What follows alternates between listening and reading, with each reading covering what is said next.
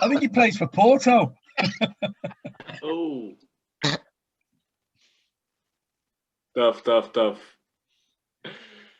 Okay, guys, I think we will start, and then if somebody is on the waiting room to get in, I will let them in, but we will start.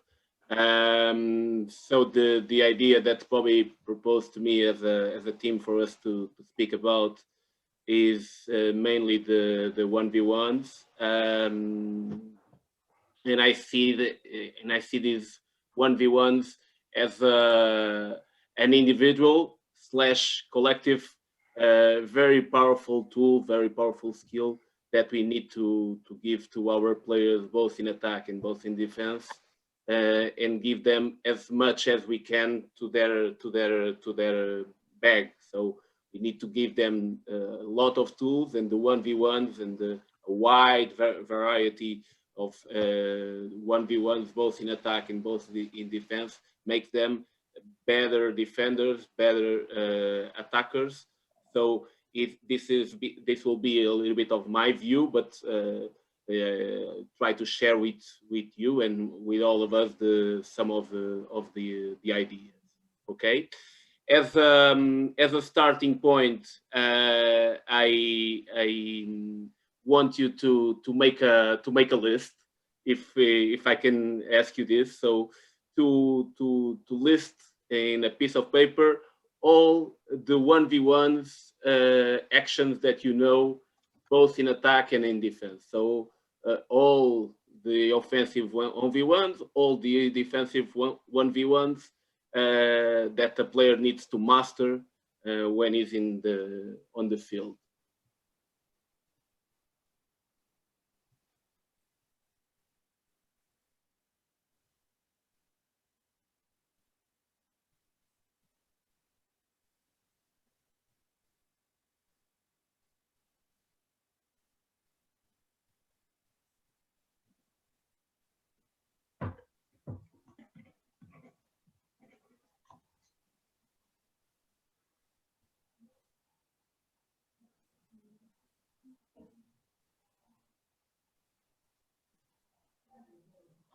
More, some faces still writing. It's true. There's a lot.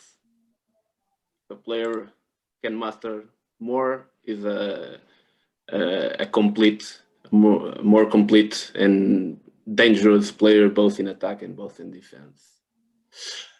Okay, so couple of minutes. I think you can that you wrote a couple of actions. Let's see if at the end of the session you will add some new ones to that list. So we will see during the session a couple of videos, and the players will perform different situations of the 1v1s.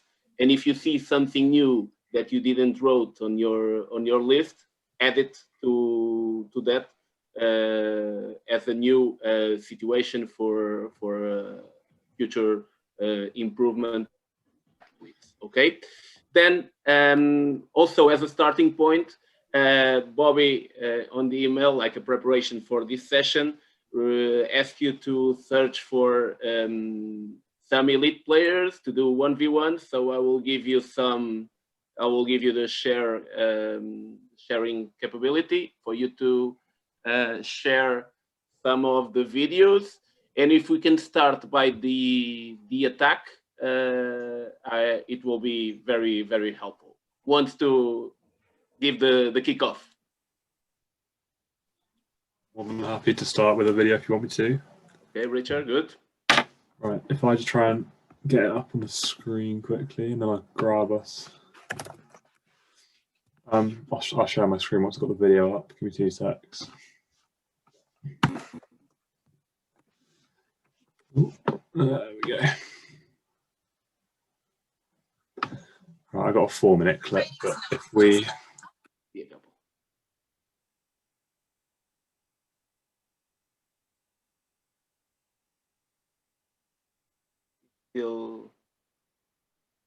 you're suddenly on mute, and cannot see the videos that you are showing on your laptop.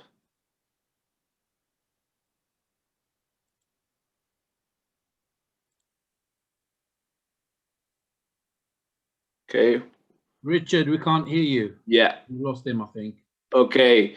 We see the next one. See if Well, Richard can Do you want me recover. to start? Yeah, Sharif? Yeah. Yes, cool. Yeah, no worries.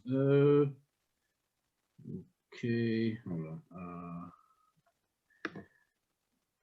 on. Okay. So, excuse the. We're seeing just your Windows Explorer. Okay. Can you not see? No, now you need to share the. You need to do the again. So you open. It's open, and now you need to share again and share on the Windows Okay. player. Is it not sharing? No. So now No, you need to go on your screen and you'll see what you want to be sharing. You need to open that up as a share. Okay. So go back to share screen. Yeah. And then the clip that you want to show should be on your screen somewhere. Click on that one. Now? No.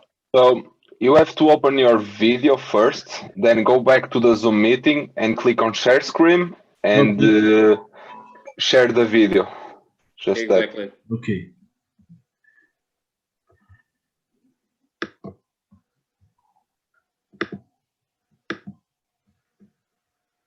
Mm-hmm. And now?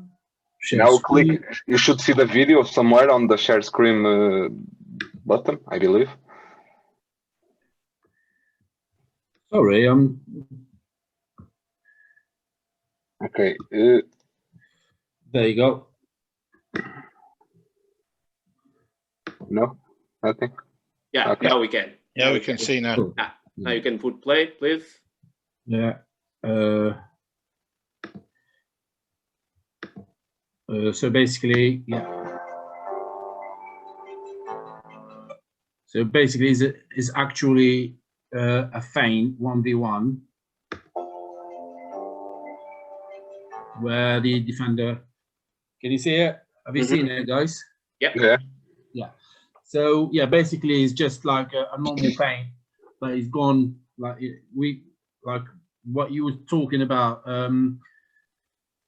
Having worked 1v1 individuals and collective, when you look at it, I mean the whole situation here, 1, 2, 3. So the defender didn't go to him, so he had the chance to execute his feint properly on 1v1 and basically go in deeper where no one has covered, and then the engagement in attack. That was a perfect feint 1v1 and make it basically work. Okay, so a very good example of a feint to the strong side, right? To the strong feint. Now feint to the interior. I can share if you guys are okay with that. Okay. Cool. Yeah. It's not an elite player, it's just me. So I actually have a video of a one-on-one on me. So you can see all the situations. It's a 5 against 5. It's a good old Cambridge versus Olympia. So just a small clip. A simple 1 versus 1. It's not the strong side of the attacker. It's not the strong side of the attacker. And let me just do a little slow-mo. The thing is, like, this guy, instead of helping, he just gives a small step to the other side. So he immediately opens a space, so I see the gap and I just go through the one-on-one. It's a movement with dribble, just like going to the other side and put in the dribble and just enter the space and score the goal. So that's it. Explain. So here we saw a feint to the weak side with the shoulder from the bottom, not the windmill. Yeah. Dribble after the feint to complete the action. One more in attack, please. So I'll have a go. Yeah. I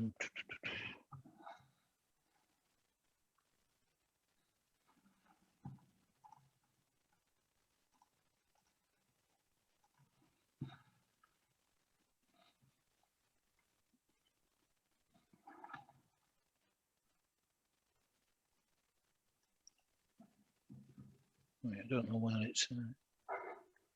Hold on a second. This isn't the one from Only Fools and Horses, is it, Bill? Yeah. Bear with me because it's a YouTube clip, so I'm not sure whether I might be able to get it up or not. I think we will. Can you see that? Yeah. Yeah. Good. Okay. This is from a women's game. I said it's a Russian feint. And the thing, before I play it, the thing I like about it is it's done at speed. It's done in a restricted area on the wing. You know, the balance is good, footwork is good. The change of direction is really quick. And like you pointed out just before, Joao, it's about getting the arm over the top like a windmill and making it difficult for the defender to recover once the arm's over the top. So I'll just play it and then.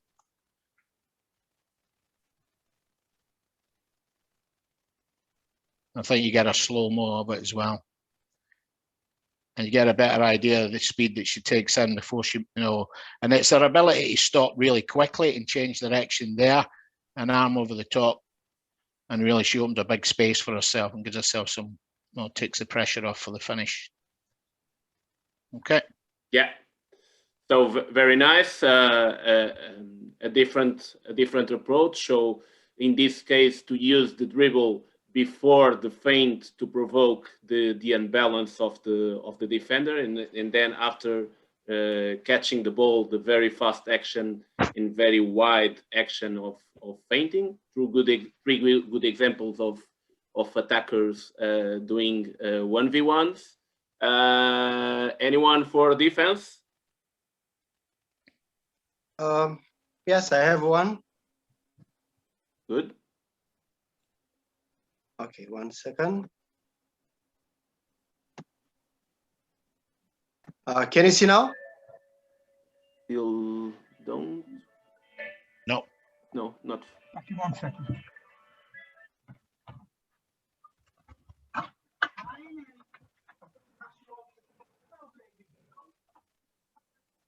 Yes, now? Nope.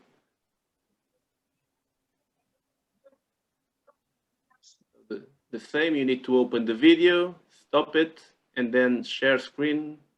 Okay, share screen now. And then multiple windows. Okay, yes. It's okay now?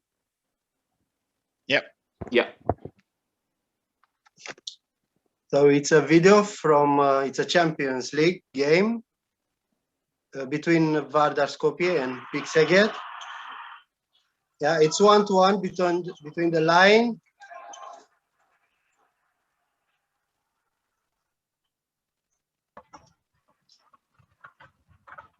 So I like the way how the Christian Dissinger defended against the line player.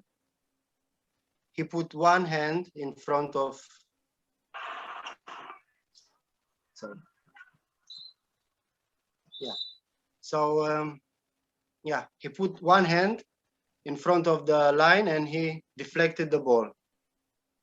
Mm-hmm. Can you put it again, Edward, please? Yes. 1 second. Because it stopped a little bit. Okay.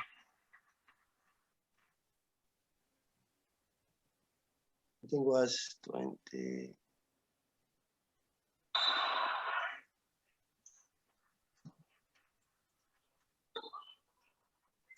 I don't know exactly what it was.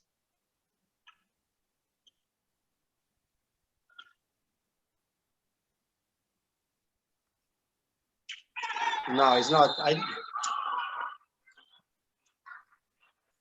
You drop it. I don't know. I lost it. Okay, no problems, no problem. Any other? Yes, can I go? Yeah.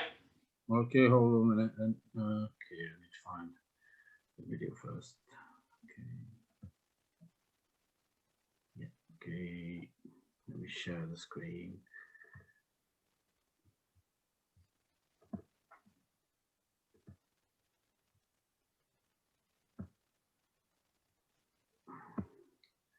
So yeah, that's again Germany, Russia, and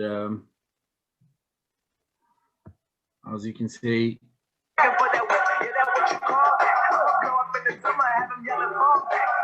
yeah. So basically, the pass.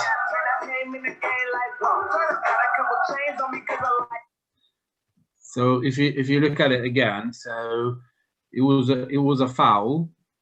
It was a normal play.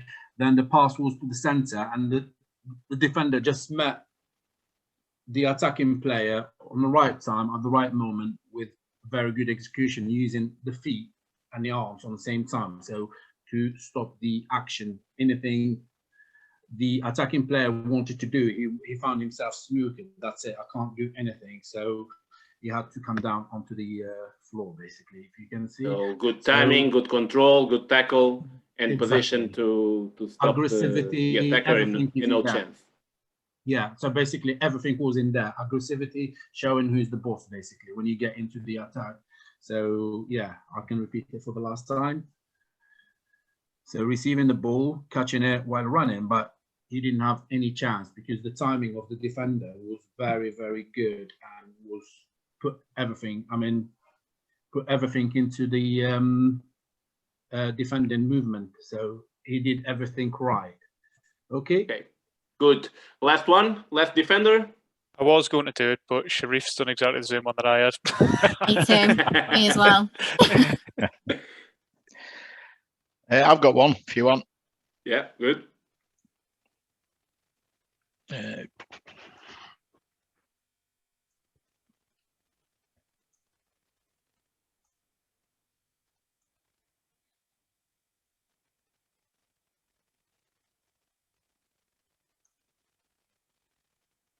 Okay, before I play it, again, it's a female for playing in the centre. This player here, you can see covering the pivot.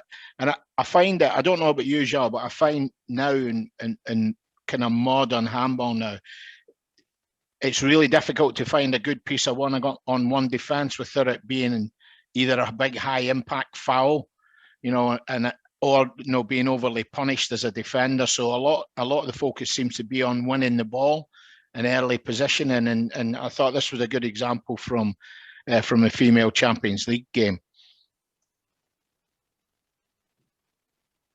You can see there, she's winning the ball there. She's always thinking about where she should be and also about blocking as well.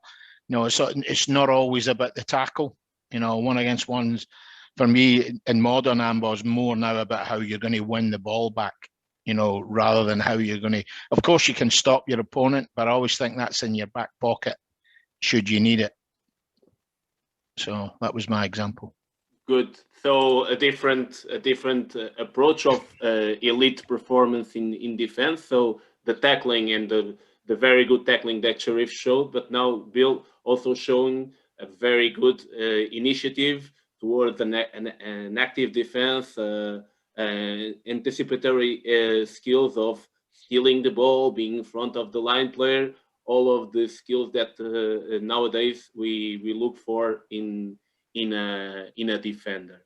Okay, this will be some of the things that we will try to speak about during this session with your help, mainly to do a little bit what we did watching these videos.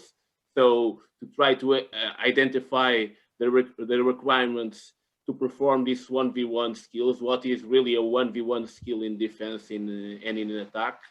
Also to try to recognize which are the critical aspects for us to feedback and to try to teach the athletes to improve those skills, both in attack and in defense, to train that clinical eye, what to look for, what to try to see when we watch a player perform, and finally try to choose which can be the best methods to try to enhance these acquisitions in the players' baggage, like I was speaking. So if we can put them with more baggage in their bags in terms of the attack in the defense, they will be better players, and we need to select very good those methods.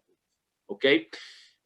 Because like I told you, this is an individual but also a collective tool. I think we can learn something from other sports. Okay, some ideas that other sports can bring to us. Let's see if we can see this. Can you see the red title? Or not? Are you able to see? Stop. No. Were you able to see the? Are you able to see the red information? No. Nope. Okay, I will open in a different way. I put on the link. Let me see. Okay. No problem. Trying to put on the presentation to be simple. Okay. Yeah. Good. So Bobby arrived here. Tell me to get your tea on while you're presenting. What, Bill? Tell him to get the coffee on for you. Yeah. Exactly. Okay, I think now. No. With the trouble of. Same trouble as Edward, I think. Same problem. Let me try to open with media player and stop it. I think now you will see it. Yeah, now you can see it. Okay, now you can, right? Yep. Yeah. Okay, so it's a short one, but what we can learn from other types of sports or activities.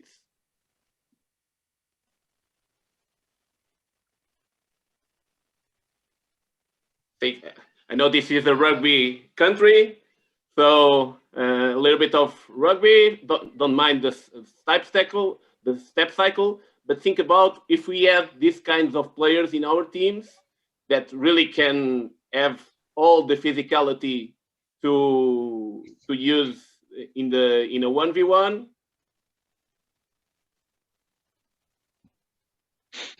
He solved the problem just with his strength, just with his speed, and he achieved his purpose. But because we don't have those kinds of players normally or usually, we need to develop different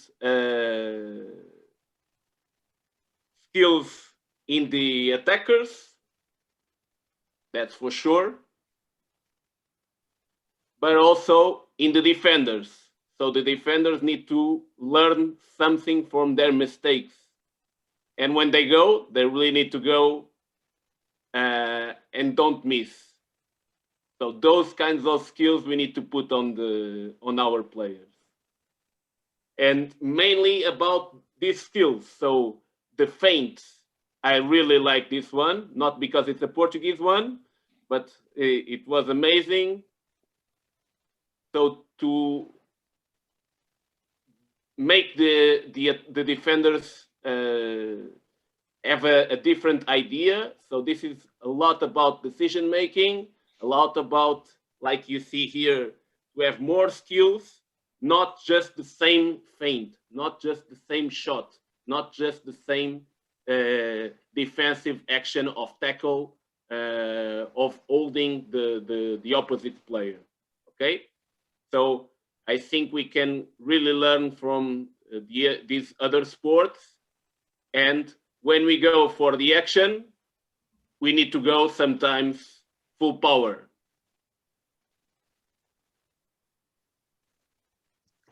And okay, the technique is different, but these actions happen in handball, that you go for the ball, the attacker cannot see us, and in this situation in handball, we go for the ball, not for the tackle like football, like American football, but we go for the ball to try to stop the player, okay? So why I think this is an important situation? Because from here, I think we can really add some requirements to perform the 1v1 skills. And what I want from you guys is for now, for you to tell me what you think is important for us to build here a list, both in the tech-tac perspective and the physical perspective, or for the defense or for the attack, whatever you want. Okay, so open your mics, start chatting about what is important, what requirements. And when I think about requirements, it's what they need to master, okay, to use it in the 1v1s. Coordination, I can start with that. Coordination in the physical part. Good, Yeah. Bruno. Say the name of another coach that is present. Pass the ball to another coach. Oh, Bill, you are the first on my screen. Okay, I'll go for change of direction. Change of direction. Okay. Defense, attack, right? Yeah. Attack. Well, both really. Yeah. Okay, I will put here in attack. Okay, another one. Pass the ball, Bill. Pop. There's got to be positivity. They've got to be positive. No, it needs to be actions or situations that they need to master to use in the 1v1. So things that they need to control before they do the 1v1. But they need to have do it properly. Okay. In terms of technical ability, the ability to use both hands. Okay.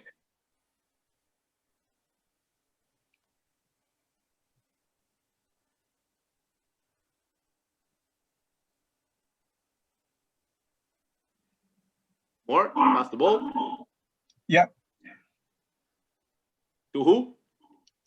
Oh, to Amy. Yeah, speed and power. Okay, good. Yeah, physical.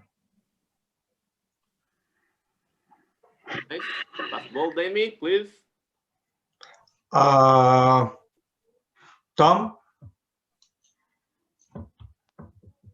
I'm going to say starting position, and that's going to be for both attack and defense. Position, right? Yeah.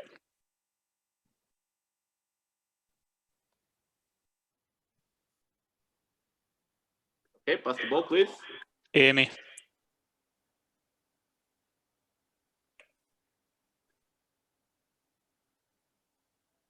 Amy, can you hear us? Sorry, it's me. No, I think you said it. Did you say Amy? Yeah, Amy. I don't know if she's got a problem with her volume or something, because she's not on mute, but we can't hear her. No, she's looking a bit gutted that she can't speak. I'll pass it on to Matt then. There you go, Matt.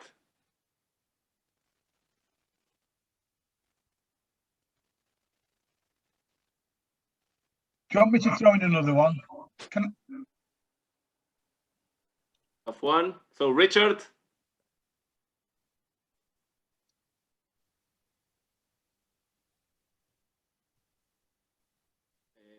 Something from Amy. Balance. Good. Richard, we cannot hear you.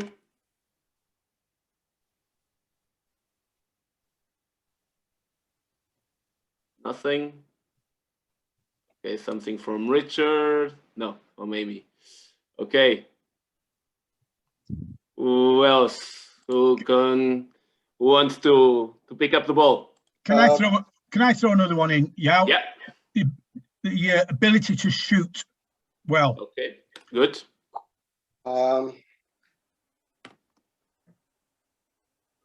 More? One for me, jumping for both, 1-to-1, shoot jumping, and in defense, blocking, very important.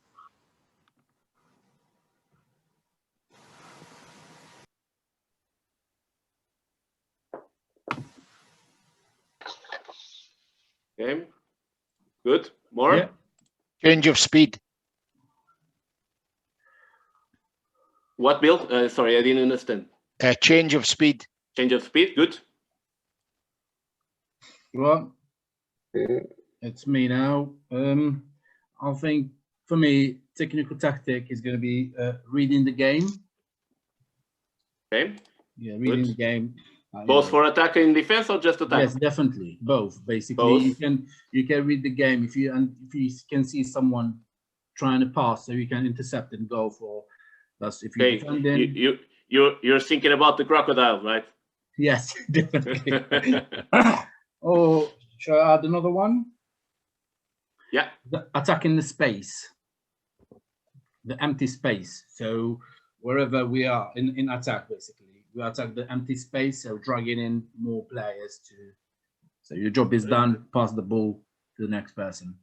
Okay, I have something here from Amy. Strength. Okay. Can I add something? About the attack drawing the defender. Say Amy. Let me put.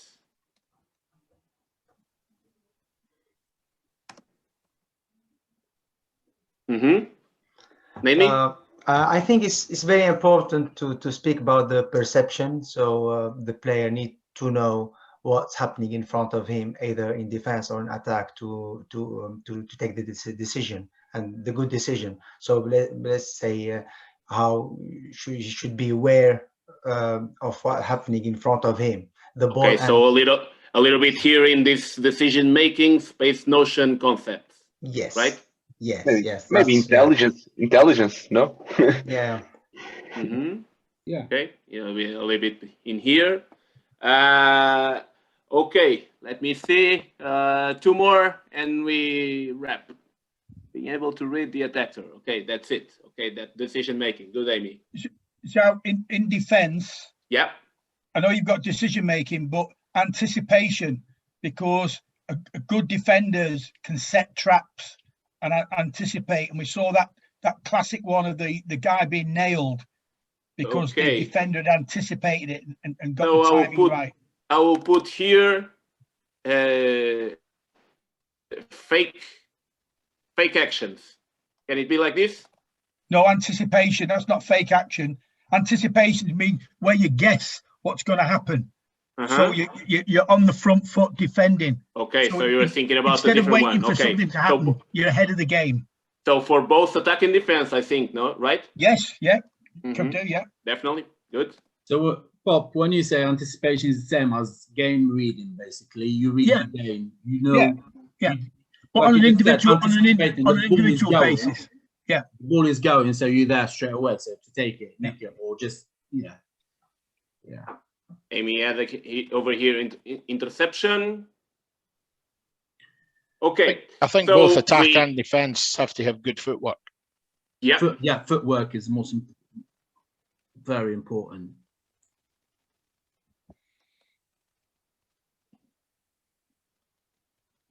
Okay, so a couple of actions and of situation over here that we speak about. I will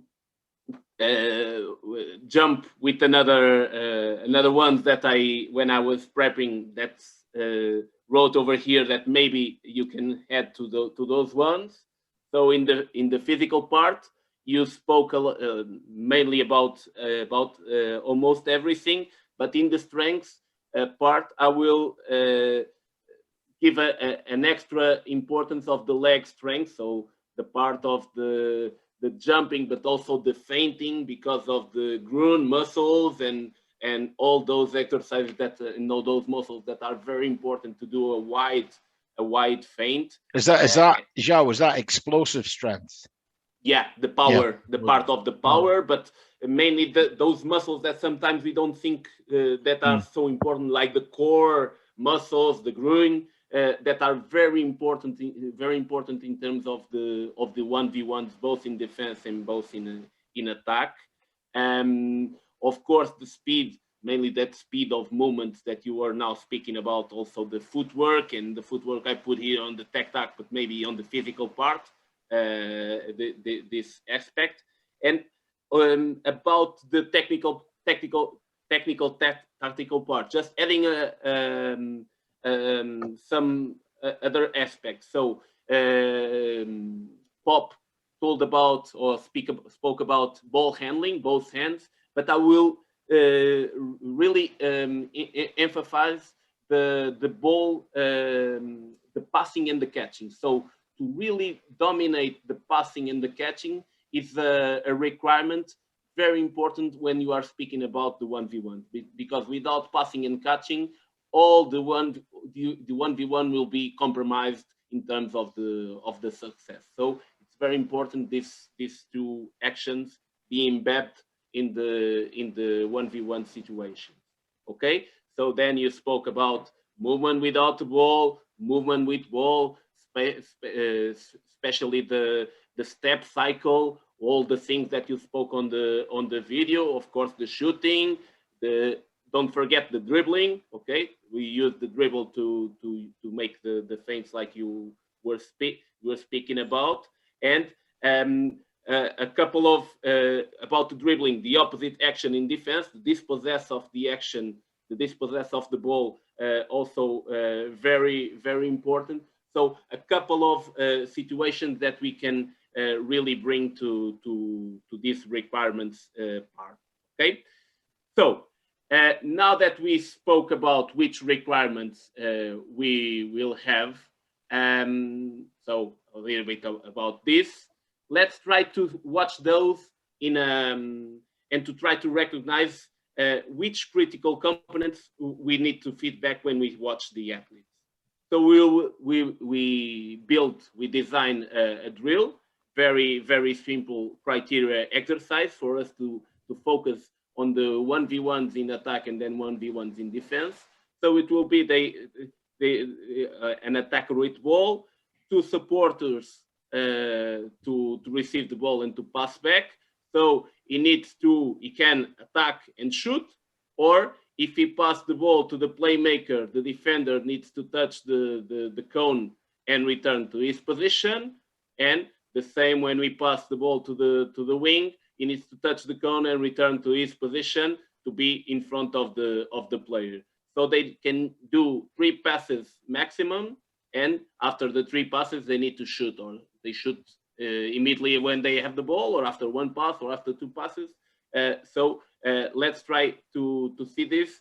Everyone understand the drill? We will see it a lot of times, so you will understand it also during the video.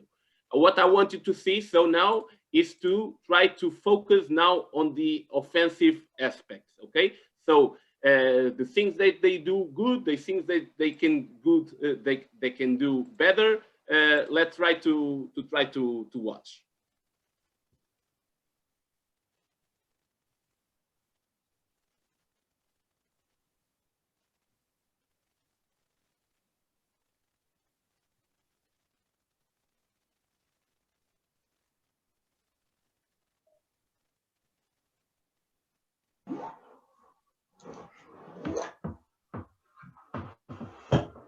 Can take notes, okay, so for later.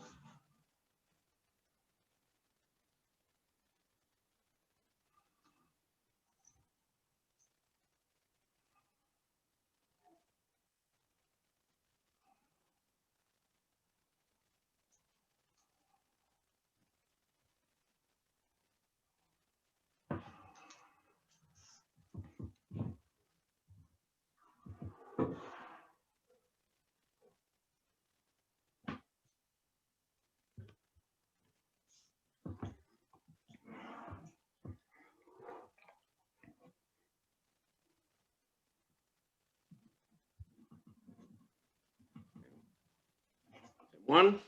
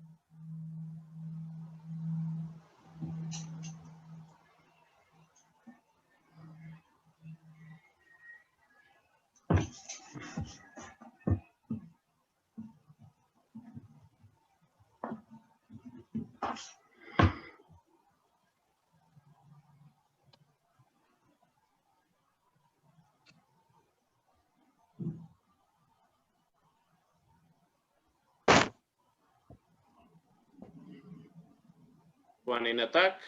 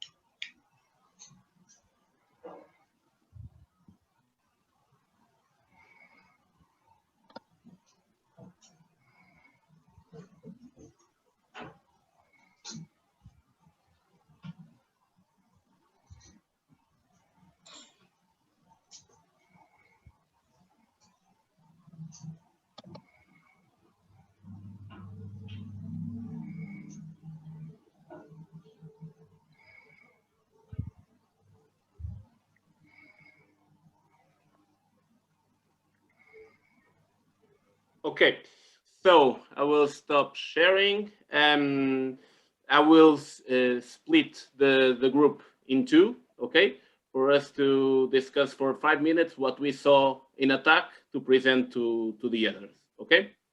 I will see you in a bit. See if I can send you to the...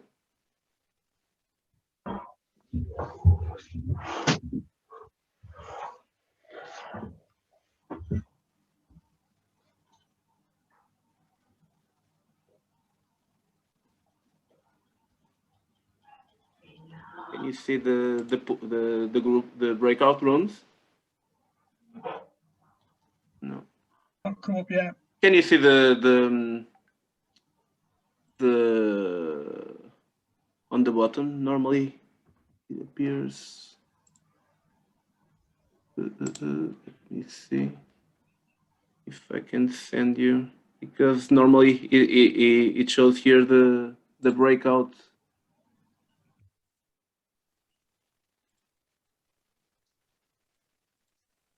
No option, right? No, I don't look like it. Okay, yeah. No possibility. Okay, so what do we saw in the attack? What things? So something from maybe. Let me start with her because her mic doesn't work. So she said about movement of the ball and away from the defender could have been better in some places. Backs could be positioned slightly wider on the court, and feet weren't always facing the goal. They weren't a threat to the defender. That's it. Also, backcourt players are a bit slow during some movements, so some lack of speed to achieve the breakthrough or the possibility of a clear shot from 9 meters. Good one, good, Amy. Good reflections. Who else?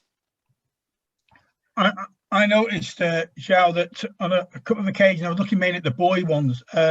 When they did a spin, they didn't prepare for that by attacking the right area to give them the optimum angle. They actually went straight at the defender and then spun round, so they were at a bad angle all the time. The one time he was very successful was when he actually went and created the space to spin and go on the strong side, because he almost thought ahead where he wanted to go. And it was that kind of pre-planning. I want to end up here, and this is how I'm going to do it. And on some occasions, they just performed the spin without thinking where he was going to end up. Yeah, definitely. So he went to the body of the defender, not to the gap, to try to even more the unbalance. So the defender has that constraint of being unbalanced, but to enhance even more that unbalance of the defender. To make the defender go where he wants him to go. Okay. Exactly. More? I think for me, there was two things jumped out with that, watching that group. First one was the importance of passing and catching. Second one was recognition of the space.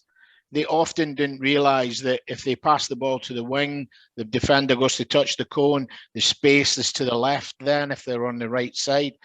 So they didn't know there's no movement with their footwork before receiving the ball. So often they were left trying to attack directly at the defender as opposed to run to the space and move the defender to open space on the other side. So I think two key things to progress that group would have been, the concentration on passing and catching, particularly the two assistant players, where their job is only to pass and catch, so there should be we want to limit the amount of bad passes there. And then the second one is attacking the appropriate space. The recognition of where the space is, I think, would help that drill. Yeah, so Bill spoke about the two requirements that I emphasize in the end. So the importance of the passing and catching, because without passing and catching, the action, the 1v1 action will be compromised, and also the movement without the ball and movement prior to catching the ball to do the 1v1. It's like Pop was saying, also the importance to not go to the player, but to try to move the player from this comfort position, because the one that has the ball, that has the power, is the attacker. For me, it was more like sorry. No, good. Is catching the ball, basically, more everything. I mean, the timing of catching the ball. Most of them, they started their movement after catching the ball. So they catch the ball static, then they start the movement. Instead of like they start the movement while the ball is traveling to them. So when they catch it, they're already on movement. So that makes it difficult for the defender to stop them, basically.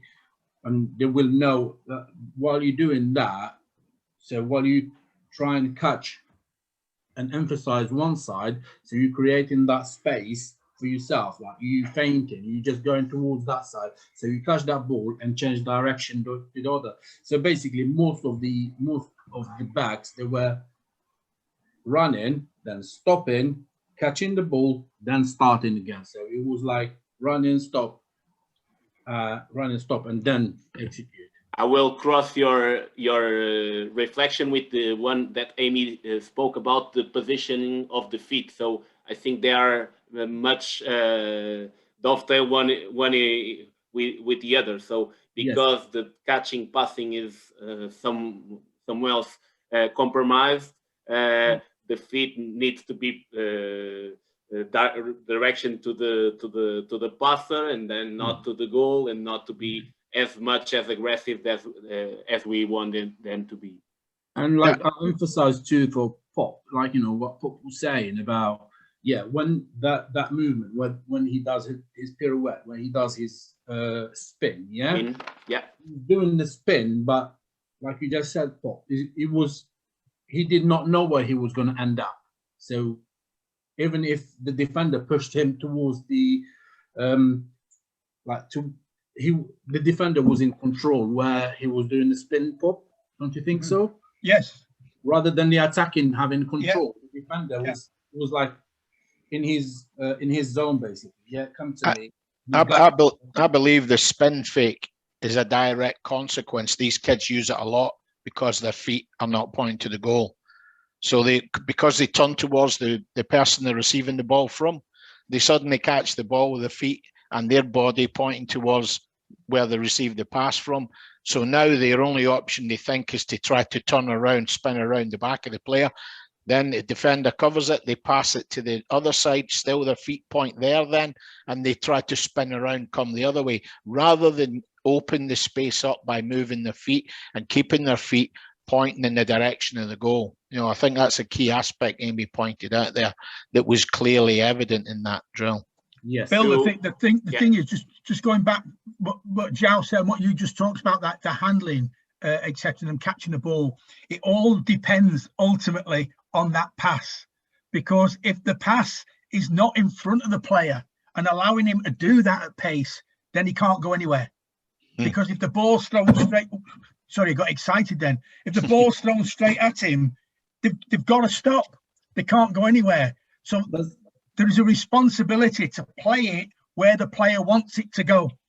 You know. Yeah, I agree with you, Pop. But on the same time, the attacking are stopping, so they're not asking for it. Like, you know, you can sign up where you want the ball. So, but they are like actually running, stopping, and starting again. So that's what, like, you know, there is like a bugging movement. Like, don't want.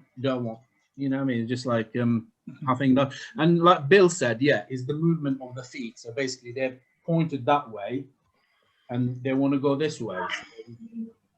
So, is a myth. Okay, and to finish here the discussion about the attack, which things that good. Which things that you saw that you can reflect that you saw positive things? In the end, the one guy had a side shot.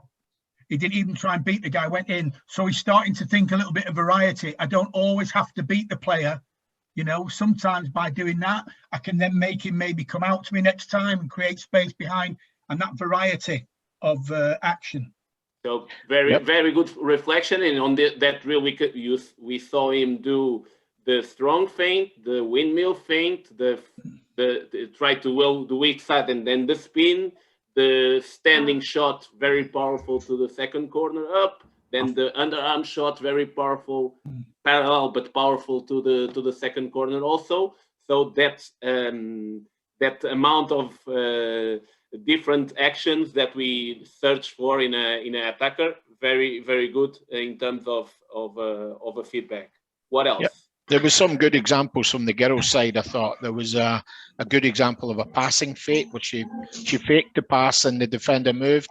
And there was also the smaller of the girls on the right side. She gave some good examples of breaking through on the strong side.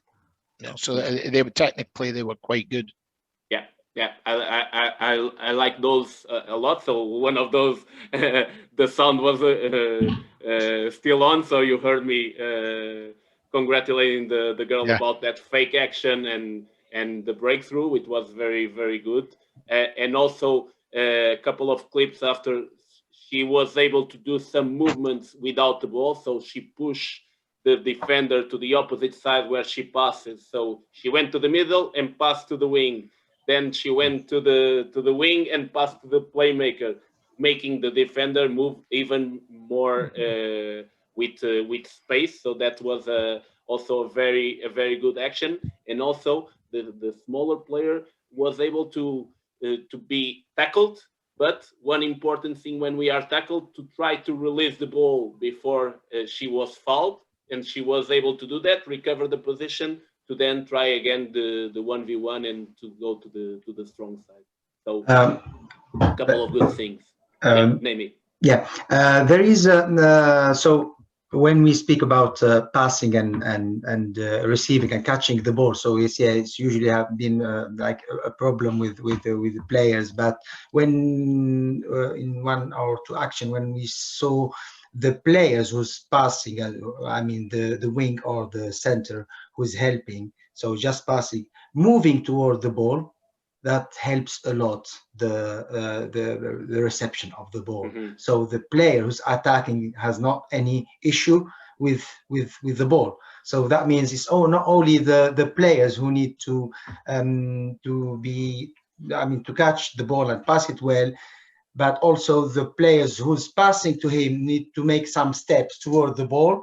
So it's like the center in the middle, he need to do some steps on the right side to get the ball and then pass it to the left side.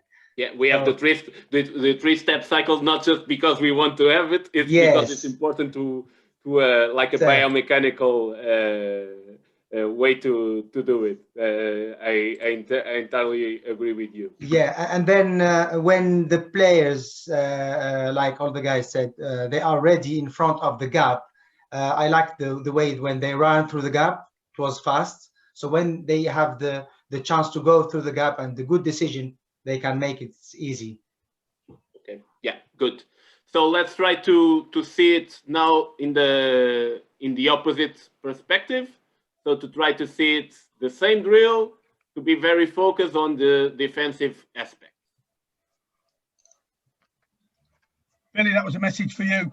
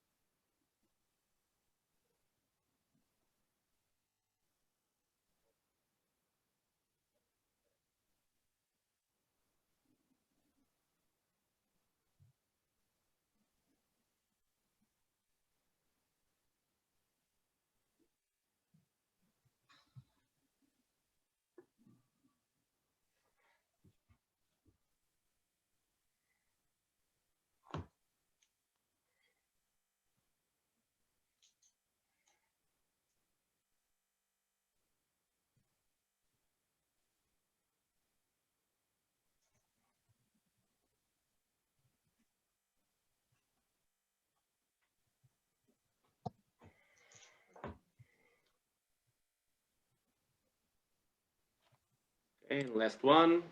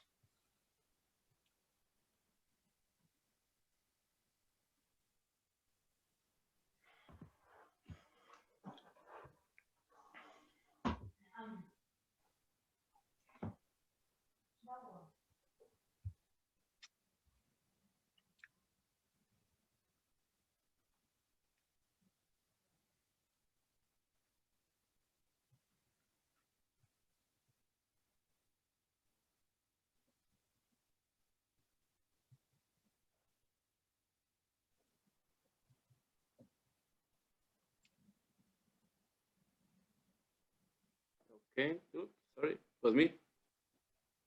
I did.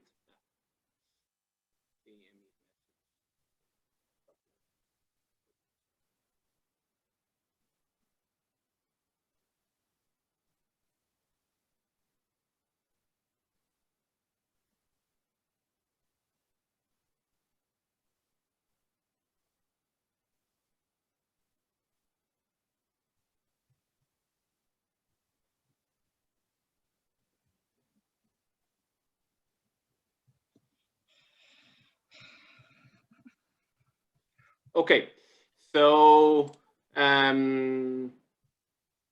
wants to start? Do you want me the first thing I would say was the boy, his feet were very flat. They were kind of like he was back on his heels for most of the time, which is why it was very easy for the attacker to get by him. That was glaringly obvious. The girl on the other side, her footwork was considerably better than the first boy. Mm-hmm. So about positioning and about to try to be in the 80-20 position or 60-40, depend on the right side or left side, right-handed, left-handed. But to don't be flat. Yep, good. I mean, was observation. More for me, it was more the passivity of the defenders. They were passive, just waving their arms. Nothing like they weren't going towards contact at all. They were just like waiting for the attacking player to do their movement and go for it. You know what I mean? So, and sometimes the attacking player they going through them. So yeah, it was really passive as defenders. I mean, the girl, like you just said, Pop. I mean, yeah, it is more active. She was active with her feet, but wasn't drawing the fouls basically. And you know, you need to make the attack feel you drawing the foul so they can get fed up and then make mistakes. You're pushing them to make mistakes while you're fouling them basically. So that's the aim of it. Being passive, that means you give them the freedom to do what they want to do basically. She was also very active with her arms because the guy had his arms by his side, so he wasn't even stopping any possible passing opportunities. You know, with his upper body, they were kind of like just in his pockets. You know, whereas at least she was creating some kind of diversion and stopping some possible feed to the line player, whatever. Yeah. So Amy wrote about that on her first remark: arms down by their sides rather than being up. When a girl put her arms up, she was able to intercept the ball and try to make a mistake in the attacker. Sometimes just moving left to right, then rather than go out and towards the players to try to do the tackle. But on the other hand, let me try to give a reflection on this. It was an action that the player didn't catch well the ball. The ball dropped and he went away and went out without being needed. So that awareness when to go out because the player is offensive, when to don't go out because he is stopped, so he cannot do anything more. Not only successful in getting the shooting arm, sometimes making some tackles, but the arm was free. Exactly it, and footwork a little bit slow. Yeah, sometimes. Okay, let me try to hear someone that didn't spoke until now. I think Richard had his hand up before. That's it. I was planning to go. Richard. You hear me now? Yeah, now we can hear you. You can hear me, right? It hasn't been working all that. So I've been trying to talk and it's just not worked. Yeah. So hitting the tackles at the right time. So like actually making sure they're getting the arm down. Because a lot of the time you see them tackling and the players still get their arm up. They're doing like a half-hearted shot, but they're still getting it away. So if the defender focuses on getting the tackle in the right position, so getting themselves in the right position to make the tackle as successful as it can possibly be every time. So some breakthroughs were able because the arm was free and they just went to the body and they were able to shoot properly or at least to shoot. So that is a good remark. Edward, come from you. Yeah, with the defenders, their body position, like we say, they were quite flat. So if they tried to make the decision for the attack of where they could attack. So if their body position say they got into a nice set position nice and early, they could try and, let's say, give the attacker, let them know where they're going to go. So if they can't go through them, they're going to have to go into a more of a wide action to shoot. So then as they're moving into that direction, you sort of like lead them away from the goal. And then if they're going to come, if they want to come back in towards the goal, you're going to take the foul, because they'll come back through, they'll have to come through you to get into a good position to shoot. So if they're set up nice and early, if they get into a position with a good body position and make them on up for the attacker more so than having to really have a guess of 50-50 where to go in defence. Mm-hmm. Alex?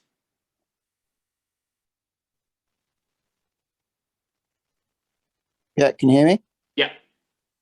Yeah, a bit about the footwork. I think you guys pretty much covered a lot of the things, but I just wanted to mention the footwork again in terms of making sure which direction you want to push the defender. Do you want to the attacker? Sorry, do you want to push them to their weak side, or do you want to push them to their stronger side, and use that to your advantage? If you're smaller than them, and if you can't block, you got to make sure you go for their bounce and instead of the tackle, and try and be clever about it. Yeah, that's pretty much what I've got. Mm-hmm. Have you noticed about the big players? So the big boy. Some of you were able to see what was his main mistake when he was defending? If you want, I can put the clip again because it's so obvious. But I would say most of the time his arms were down. I'm not sure like if it's that, but I realized like sometimes the attacker could see the goal perfectly, because the guy was just like sometimes would go, other times wouldn't. let me see if I can put for you guys, because focus on his feet.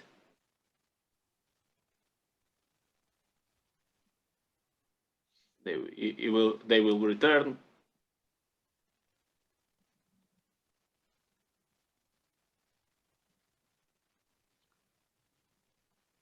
The crossing and the too wide apart.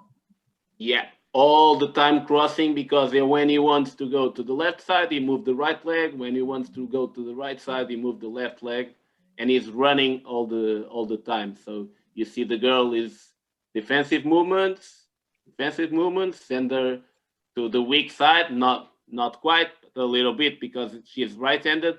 But you see him, he's running, and whilst he's running, he's off balance, right? He's off balance. Okay, and it's very flat. Okay, like the same. So 1 or 2 remarks about good things that you saw. Wants to go?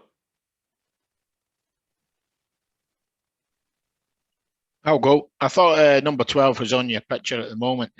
I thought the majority of the time her movement was quite good. She was a bit more aggressive than the other defenders, so she wasn't frightened to make the tackle and and kind of try and pin the player down once she'd made the tackle, make it difficult for them to make an easy pass. So I quite liked her movement. I liked it. She was more aggressive of all the defenders, I thought. Mm-hmm. Even when she got it slightly wrong with the footwork, Bill, she was able quick enough to adjust her. I felt that number 12. Yeah. Her footwork was quite quick. Yeah, and I think there's a similar thing to what we talked about in the attack. It's just that understanding. See, that's reasonably good, because she's touched the cone, she realizes she's out of position, so she tried to make pressure on the pass rather than make pressure on the player. But I think sometimes they don't understand what's the strong side and what's the weak side, and so they overcompensate. Where if they can keep them on their weaker side, like here, she's got time still to make the tackle because it's on the weak side for the player. Bill now mentioned an important thing that we need to explain them very clear. So what is the strong side? What is the weak side? And in attack, what is the step cycle? What is receive the ball in its 0 steps? What will receive the ball into 1 step? What will receive the ball into 2 steps? Because sometimes they reach some age that they don't know that it's not about a big big spending of time to explain this, but they need to know that, and we need to tell them that. Yeah. About the defense, because it's part of the defense and very important in the 1v1s. Any remark about the goalkeeping?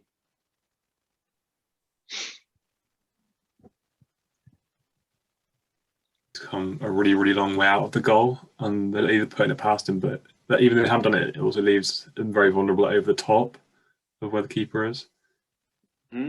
Overall, it was what you saw the most. So that he went out very, very deep. I saw it very prominent in the clip that we just watched, actually. But yeah, throughout the whole thing he was. But even then, you just see he just goes straight past his head, and he doesn't really have time to react because he's almost too close to the player. Like he's shut down the angle too much. And why you think he is getting caught in that situation? And he's like, if the defender doesn't stop the attacker and it's a 1v1, he has to come out and shut the angle at the end of the day. So that awareness of when he passed the defender or not, exactly, is the important cue for the going out of the goal. Yeah. That's also, Joao, evident if you watch, even when there's no danger of them making a breakthrough as such. When I was watching, both goalkeepers, sometimes they don't even move with the ball. Player pass the ball and they're still on the post. Still in the same position. Yeah. Definitely. Yeah. Maybe one thing. So the goalkeeper maybe need to wait and then take the decision, because sometimes even when the player is in difficulties, so he tried to give him the solution by like raising the leg or something to give him the let's say the solution to score, and then another thing, about the good thing before. So number 12, when she so it was about anticipation. So when the ball went to the right side, so she anticipate, because she was a bit late, so she anticipate and intercept the ball instead of waiting the player get the ball and then try to make the defense, which is he was in control of the situation. Yes. Yeah. Okay, so when we see 1v1, and I chose this exercise just as a criteria exercise for us to focus in an easier way to feedback the attacker and the offense. Okay, that was the plan, to go to the breakout rooms and to feel this. It was what we was speaking about during these comments.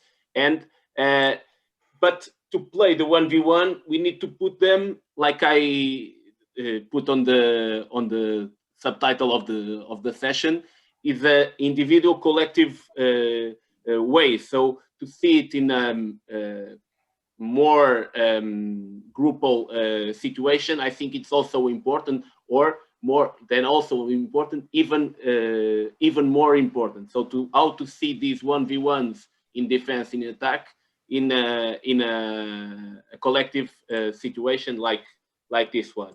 Okay, so in a 3v3, let's try to focus now both in defense, in attack. We'll do a little bit to time, so let's try to see both attack, both defense, the 1v1s in this 3v3 situation.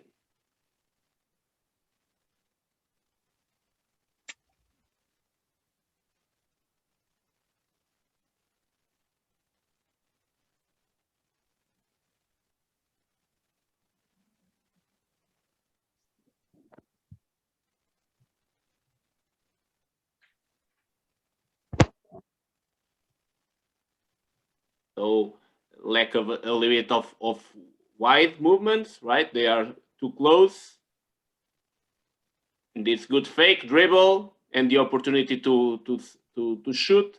And then what I spoke, when do the 1v1 to pass before it is being fouled.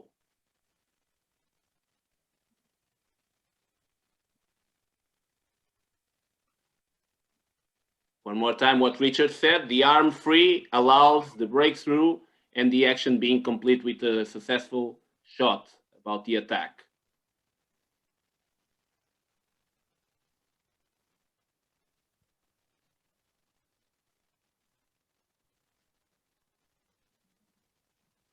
I will try to use this one again because it's a very good one in terms of what we search for in a 1v1. And because the action of the other player is late, right? The 1v1 draw the two players, a good defensive action because he send him to the weak side and he provoke the help of the second player. And this breakthrough needs to happen. So this player needs to start running early to receive the ball. Then good active defense to try to steal the ball. Joao, can I make a comment? Yeah. My comment to this would be to what could the person next to the ball do to help create that 1v1 situation? Because the guy in the center at times is not creating an opportunity to stretch the space, to what I call open the curtains, you know, because he's just stood still instead of maybe a slight movement to one side to try to distract, if you like, and occupy the defender to create that a little bit more of a 1v1 situation.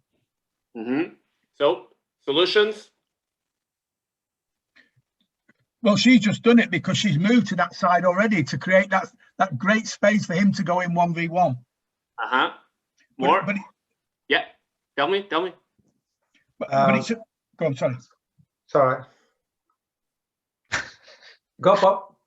I was just saying it's about, and we're talking about even though it's 1v1 attack, there's a responsibility as a unit to create opportunities for 1v1 attacks.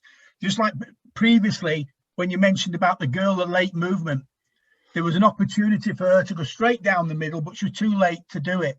And so there's that kind of thought process that you've got to get them working in unison.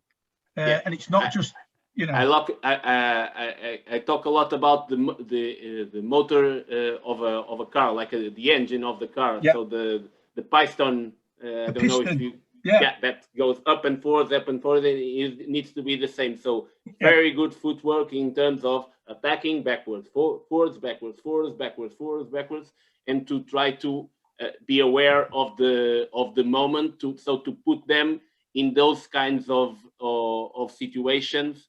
Like that's why I said so, to try to put this in a more collective. We lose repetitions, but we gain awareness of the continuity that the game needs on a 1v1. It's not the 1v1 to finish the 1v1. Of course, if we can, we finish the 1v1. It's also the continuity of the action that is important, and in terms of the defense, the break of that continuity that we need to look for when we are in the defense. Can I make a comment? Yeah, of course. Yes. So I think also not only about the player who's receiving the ball, like in this case, so the backcourt players, is the center also to get after getting past the defender. So they usually in this age group they usually do this. Not think to keep the arm high and free to follow the game or follow passing or carry on and score. So sometimes even if they get past the defender, they keep the hands down. Then the second one, when he cover, then he can catch the hand and they cannot pass the ball or they cannot score. Then we will go back to the foul. And see another thing. So you saw now you saw some shot because they were just going for the breakthrough, but the defender doesn't go out. They need to go for the shot like the playmaker now did.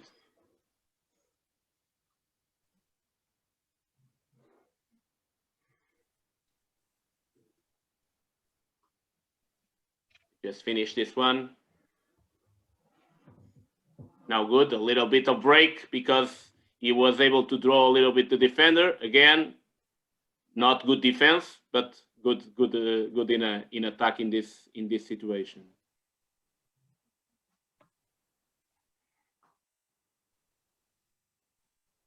Yeah, that's what we look for. The defense is not active, the shooting capability.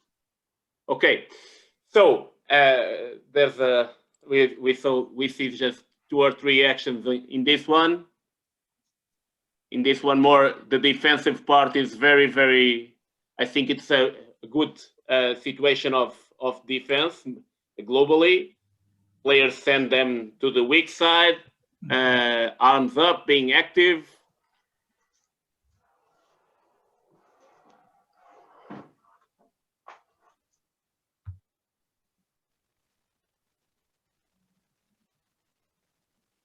Good capability of contact.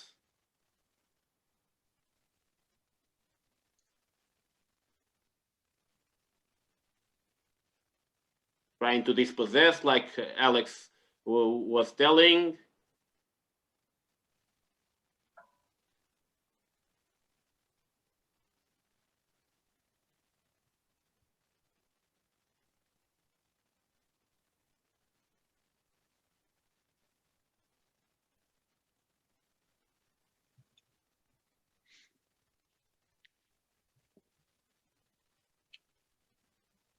I think for me, I think one of the basic things that they're struggling with this drill for is that I think all of the players maybe lack of knowledge about even just fixing a defender. You know, because we have the cones marking the full width, but there's very few times like here, you know, she's done enough. She pulled the defender all the way across to the cone, and that opens up space for a better 2v2 opportunity. You know, and then the same on the other side. It's too many times I think the player that catches the ball, they want to go one-on-one, and then they get caught. They can't get a good pass off. Everything breaks down. Where sometimes they just have to understand about fixing a defender wide is enough to create space for the next 2 players.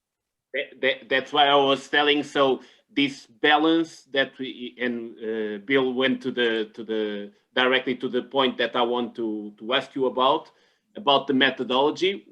It was meant to be in a breakout room, but we do it straight. So which methods we choose to train these kinds of skills? So more based in game scenarios with constraints, more with drills, more with small-sided games, more individual tasks, more group and collective tasks. So what do you think about this? What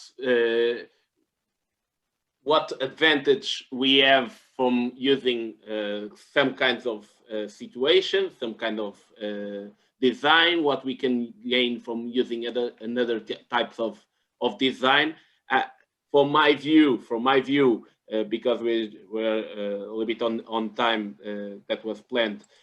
For my view, I think all of these 5 situations are important, and it's about time management. So if we train less times and we have more athletes, we need to make some choices. If we train a little bit more times and we have less athletes, we can have another types of choices. But mainly, I think it's about time management. So to use every part of the session towards this can be useful.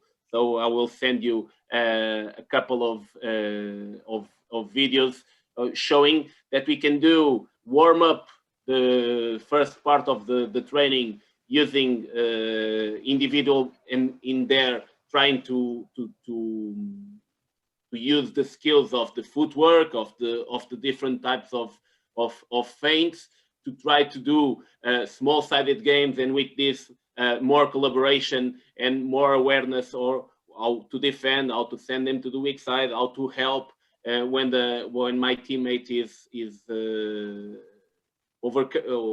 overcome, or to use it in a game scenarios like this 3v3, but for instance, to try to put one player with the ball, to try to put a player to touch something, to move him, to unbalance him, can be a different kinds of situations that can provoke, that can enhance these kinds of acquisitions. I don't know if it's your view also, if you have a different one. But I think that we can mix a little bit like the player. A player that just can feint to do strong side, it's not a complete one. To have a training just with individual 1v1s, it's not a good session. We need to use all the ingredients, all of this in the good proportions. So if we have less time, less sessions, maybe to use more collective, more game scenario situations, and to try to use the constraints that will go towards what we want, or in defense, or on the attack. Okay, I don't know, a couple of minutes just to finish and for me to hear about your views on this. Who wants to reflect on this one? I think you're right in a sense there, Joao, because it is about time management, and it's about prioritizing, and with the players that you've got and at what stage they're at, and so on, because that's when you can, move it around a little bit. If you've got high quality players, elite players, then there are certain aspects of that which you can put down at the bottom of the pile, so to speak. But with developing players, you might be a little bit not limited. If you've got limited time, it's about looking at the priorities that are going to be the best for your players at their stage of their development. Mm-hmm. Yeah, but I think it's exactly right. But even with those choices, don't try to constrain them today, to say, okay, today we just do this feint, or today we just tackle. Mm-hmm. So to have an open environment, even if the exercise is not a game scenario. So to try to use that creativity that they need in the 1v1s, both in attack and in defense. I think it's an important issue. Who else want to add his view or her view?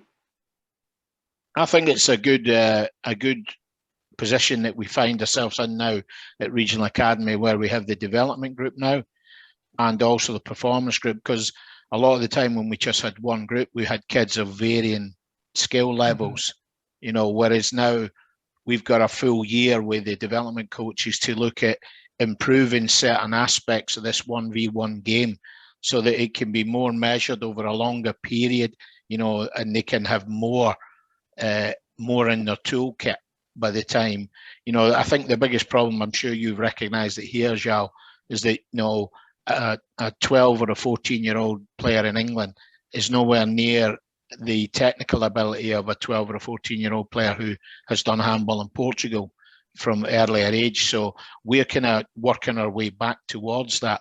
So by having the regional squads, we have an opportunity where all the regional coaches, the regional development coaches, can have a focus on key things we talked about today: passing and catching, movement without the ball, recognition of the strong side, so that when they come into the performance element, then, because 3v3 is a difficult drill, for most people. So by the time they come to the performance element, then we'll start to shape what they should be looking for to work more collectively in a performance. I don't know if that makes sense, but it's certainly the kind of vision I have in my head that we would like to work towards in the Northwest.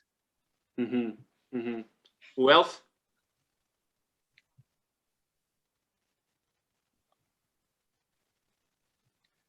I just think, reiterating what Bill said, it gives us a very strong foundation, because what we found with the development group is we've got some really decent athletes who've had little exposure to handball, and therefore their knowledge of the game is limited.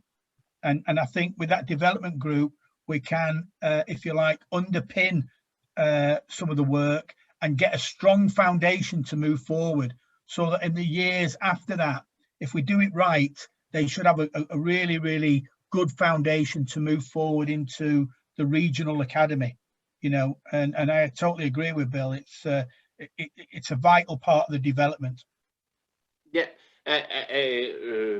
picking up what you said. So I think it's important to look to our players, and to don't see their age group, but to see their level, their skills, and to build and to design the sessions, and to design the content, or to think about which contents we need to work on, but like a ladder, but always knowing that when we try to build some exercises, I think these 5 key aspects need to be considered for the 1v1s, for the goalkeeping, for whatever we want, for shooting, for whatever we want in the sport. So to try to manage the space situations, the tasks, the equipment that we have, the number of players,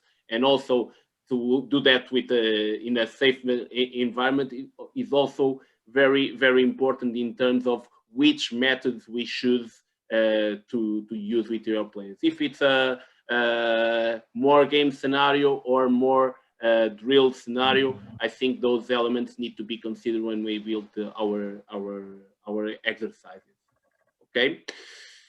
Okay, so to finish, just for you to compare the list that you built, that you wrote in the beginning, the actions that you knew and the actions that you know now, if there's anything new that you were able to add to your list, both in attack and in defense, will be amazing, because it's not to say to the player, do this feint, it's to show them a lot of actions in shooting and feinting, in defense also, and to really reflect from your coaching, because like we said before we start, I'm the only one that is coaching on a daily basis, but you will be soon, I hope. So to try to reflect for your coaching what you can take from this half an hour session of the 1v1, that will be amazing in terms of the requirements, of the feedback, of the methods that you need to choose when you think about this subject. For my side, this is it. I don't know if you have any insight or any comment.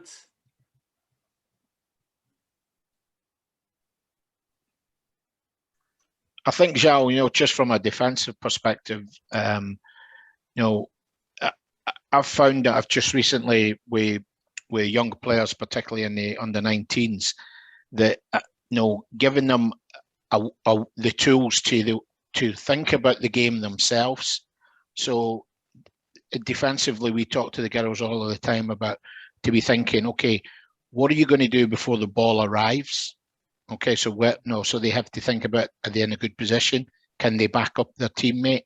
Can they intercept? What are you going to do when the ball arrives in your space? What are your actions if you are confronted with a 1v1 situation? And then the final part, which I think we fall down a lot on, is what you're going to do after they pass the ball.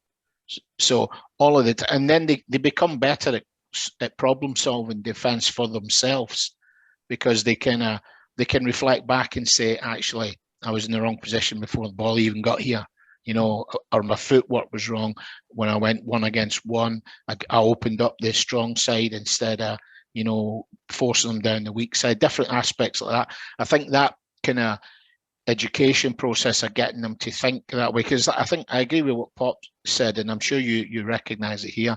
They've not had a big exposure to handball, so the more we can get them to think about solving the problem themselves, why they needed maybe to move sooner, why they need to be closer, when to help, when not to help, all of that stuff. I think that there's a lot regional academy can add a lot to the players.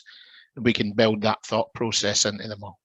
Definitely, because it's more training hours, more exposure to the sport, and from my experience, my previous experience, and now here I like you saw, I try to do that, to film the sessions or part of the sessions or some drills, and to reflect with them, or to send them, or to send some remarks or individual reflections after the sessions, because from what I see, they don't even know that they are doing that. So that self-reflection and that awareness to see the footage and to see them performing, it's one of the key aspects in this improvement process that we have here in England. I'm totally sure about that. So in the regional academies or in the clubs, to try to use other coaches, the parents, whatever can help us to film, because now it's easier. No, not back in the days like a couple of years ago. Like with some electronic device, we can film the part of the session, and that is very, very, very helpful in terms of their awareness and their knowledge. Yeah, good. Okay, guys. Okay, so thank you very much for giving me a bit of your time during this evening. I hope you enjoyed this moment as much as I did, and like always, hoped very much to see you back to training and back to handball in the court as soon as we can see it possible. We have the light at the end of the tunnel.